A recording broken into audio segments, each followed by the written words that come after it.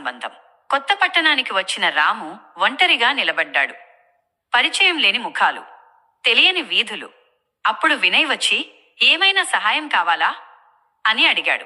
ఆ చిన్న మాట ఒక పెద్ద స్నేహానికి ఆరంభమైంది. రోజులు గడిచాయి. టీ స్టాల్ దగ్గర నవ్వులు, పార్క్ బెంచ్ పై మనసులోని మాటలు. ఒకరి బాధ మరొకరికి తనదిగా మారింది. నమ్మకం పెరిగింది. కలిసి జీవితం మార్చాలని ఇద్దరూ నిర్ణయించారు. చిన్న వ్యాపారం మొదలైంది. మొదటి రోజు వచ్చిన కొద్దిపాటి డబ్బు వారికి కోట్ల ఆనందమిచ్చింది. మన కష్టం మనల్ని ముందుకు తీసుకెళ్తుంది అని వారు నమ్మారు.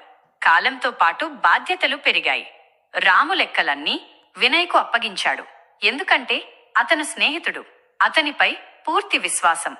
కాని ఒకరోజు మార్పు కనిపించింది. మాటలు తగ్గాయి, చూపులు తప్పించుకున్నాయి. లెక్కల్లో చిన్న తేడాలు కనిపించాయి. సందేహం ఆందోళనగా మారింది. చివరికి నిజం బయటపడింది. డబ్బు మాయమైంది. నమ్మకం విరిగిపోయింది. రాము ప్రశ్నించాడు. సమాధానం రాలేదు. ఒక ఉదయం షాపు అర్ధంగా మూసి ఉంది. వినయ్ కనిపించలేదు. స్నేహం జ్ఞాపకంగా మిగిలింది. రాత్రి వీధి దీపం కింద ఒంటరిగా కూర్చున్న రాము మాటలు లేని బాధను అనుభవించాడు. జనాల మధ్య నడుస్తూ కూడా అతను ఒంటరివాడే.